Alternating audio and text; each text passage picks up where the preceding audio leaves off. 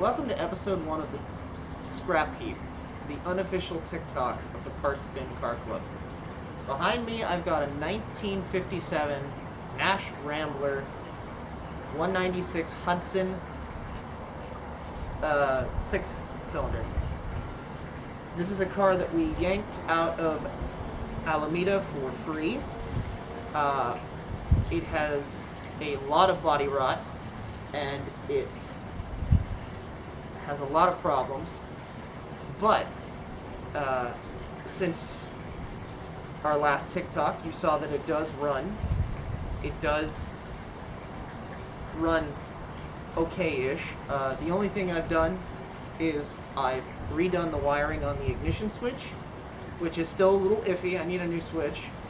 And I've replaced the fuel pump, which was bad, which that was incredibly difficult to find. Nash parts, company went out of business some 50 years ago, so I could be wrong about that, but I know it was a long time ago, and parts are not available. So I'm going to go ahead and walk you through the car and then see if she starts.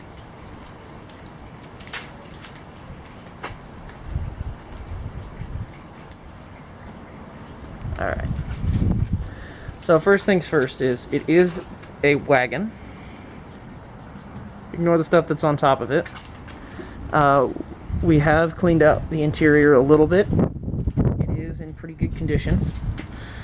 The headliner's in pretty good condition. There's a few rips and tears, a couple of bad spots. Things that you guys don't know about since those TikToks is all of the rust. The biggest rust problem is with the doors. If you open this door, it falls off. There is nothing holding it on. Oh gosh, I hope I can get that shut. There we go. It's going to need a lot of welding. The hood is in pretty rough condition.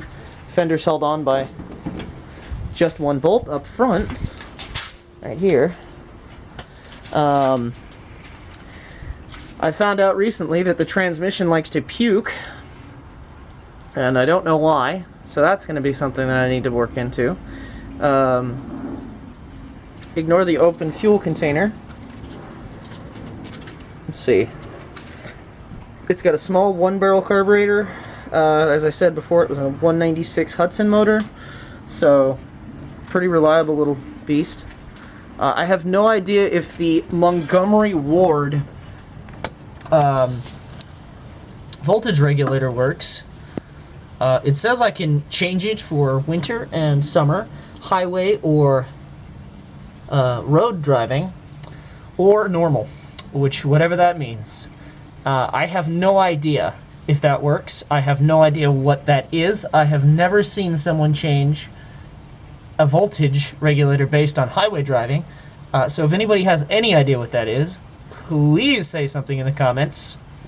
I know I can get a replacement, exactly the same one, for like 80 bucks on eBay, but I'm baffled as to what it does. We still haven't done the oil change on it. The brakes are interesting. I have a bypass lead on it now to try and get the taillights to work when the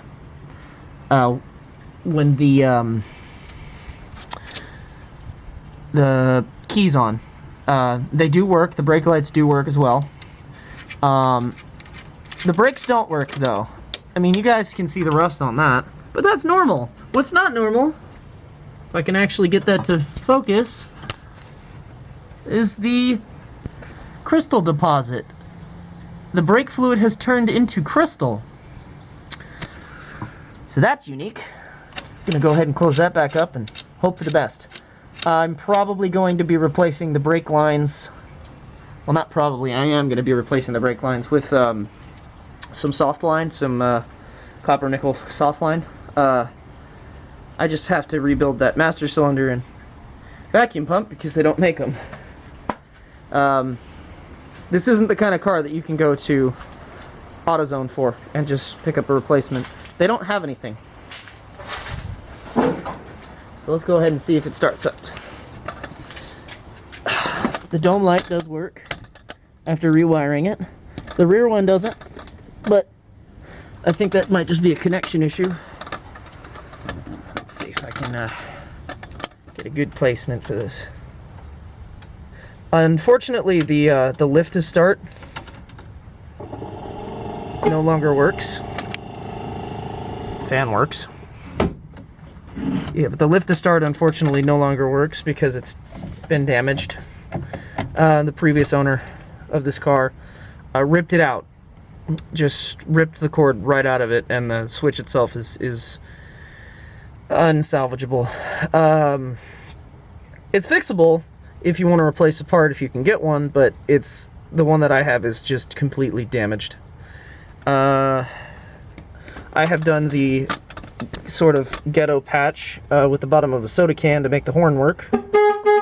It does work. Matter of fact, that's not a soda can lid either. Anyway, let's see if she starts. See if I can get all the way in here.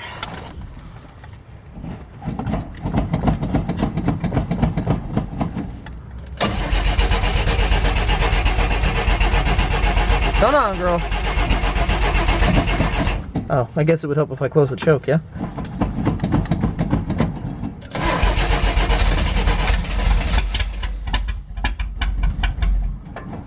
Almost.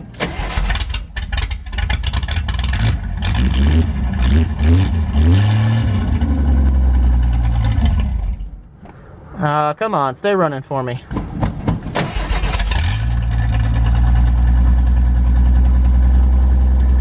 There we go. And I love the best part of this. The best part of this? I guess I have to leave the choke closed.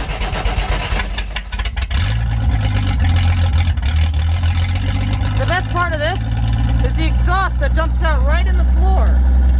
Because it's not got an exhaust pipe because it's sitting on the ground over there. Hopefully I can pick it up. But it runs pretty reliable.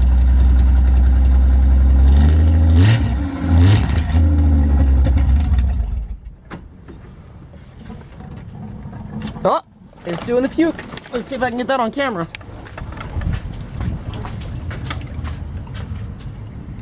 No, I just missed it. But yeah, the transmission pukes every time. I have no idea why. So that, I think it's a clogged vent tube. But it could just need servicing, honestly. I have done some pretty interesting dickery. The heater exchange had one of those old cardboard, I'm sorry, not exchange, the heater switch had one of those old cardboard insulator strips. That was just gone. So, let's see if I still have it. I do. What I did is I cut a piece of a funnel down to the right size, and I have replaced it on the box. Cleaned up the terminals and replaced them. Still got the original belts on it, because I haven't changed them yet. Hasn't ripped. It's got the original coil, original plugs. Points are original, I just cleaned them up. The condenser is not. I replaced that because I just had a spare one laying around, and condensers are condensers. But overall, it's a pretty promising car. Just needs a lot of body work and some cleanup. When we pushed it inside, my buddy Tim, who owns the R70 Volvo, accidentally shoved the tow bar through the radiator, so it leaks real badly right here. But I think that's fixable. I can at least crimp that off on both sides and lose a fin, but at least it'll hold water. If not, I'm gonna have to find a replacement somehow. Yeah. It's not the best car in the world as far as condition goes, but it's pretty okay. I like it. I like it a lot. So let me go ahead and set you back up here, and I'll go over some of the features that this car has. bear with me. This is a brand new tripod I've never used before. Okay, so as many of you guys have seen in the TikToks, if you're following us, you should. It has a working AM radio, which is awful. I mean, if you like AM, cool. If not, is what it is. It's got a clock that tries to tick. I'm going to end up having it rebuilt. I might replace it with the quartz if I can't get it properly fixed, but I know that if you do that, you can't go back without like completely replacing the module. I'm on the fence about it. It's a clock. I mean, come on. How bad could a clock be? The ultimate goal for this beast is to at least attempt to turn it into a camper. It's got a really big, decent bed. I can take it on camping trips. Roll out an air mattress, blow it up. Get a generator, one of those little electric ones, run it out the side. Should have no problem. And if I take it to like an RV park or something, I could just plug that little generator in and run it off of that. I like it. So the 6-cylinder, the L6, the Hudson L6 gets approximately 30 miles to the gallon highway.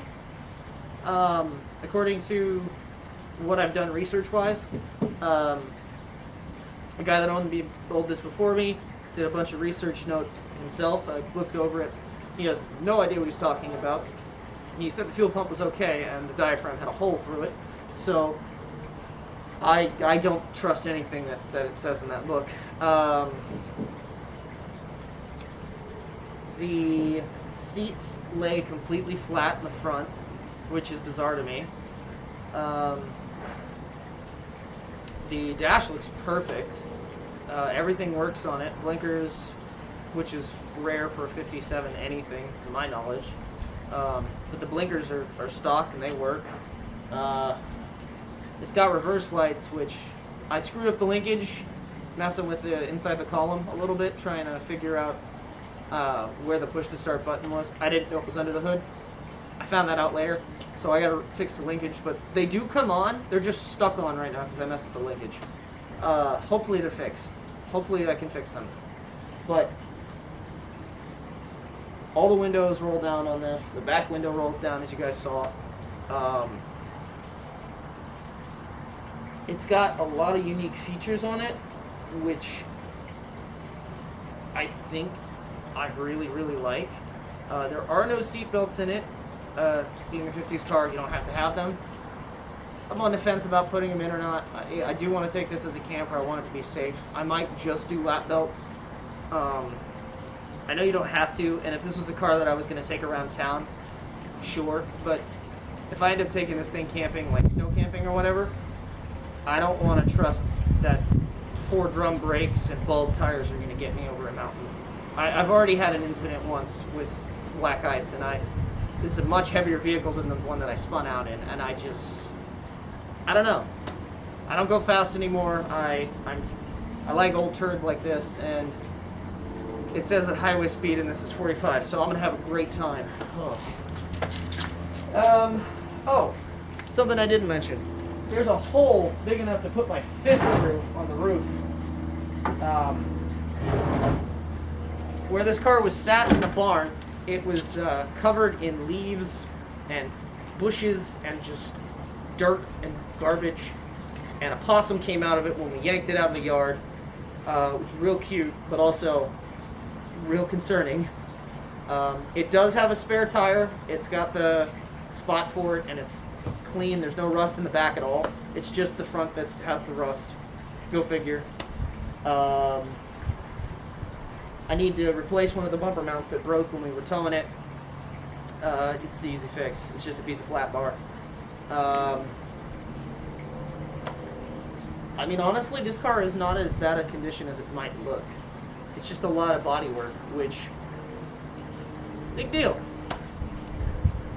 Especially with COVID, I ain't got a whole lot going on right now, apart from my job. But you know, it's not like I'm going out anywhere.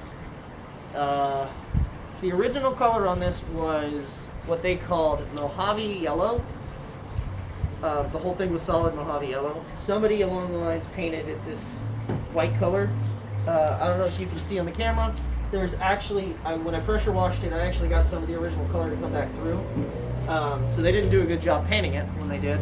I really like the original color on it, so I think we are going to actually go with the original colors. If I can figure out how to put a visual on screen.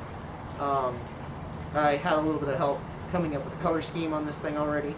I mean, ultimately, you know, you can't get parts for Nashes. You can, but most of them are in, like, Michigan. So, big parts, like the fenders, which are shot, and the hood that's shot, I can't do nothing about it. I think there's a couple guys that we've been talking to that might have them in California. I need to work on a price with that. If they're too expensive, we've already kind of decided that we were going to go with carbon fiber. I know it's not going to be a fast race car or anything, but carbon fiber is carbon fiber. It won't rot out on me ever again, and it's pretty easy to copy the shape since I have most of it there. The only difficult part would be the hood, which is next to nothing right now.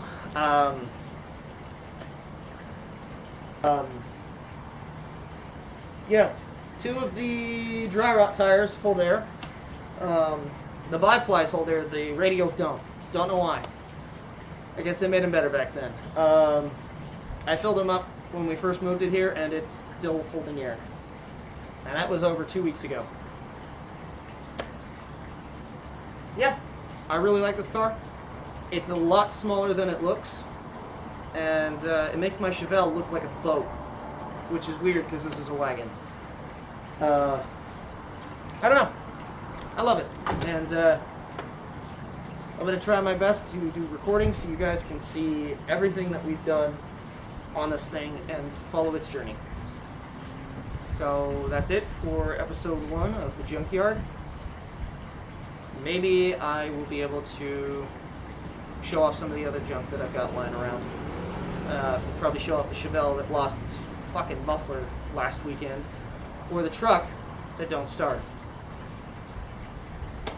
I don't know. Both of those are going to be projects down the road. Catch you next time.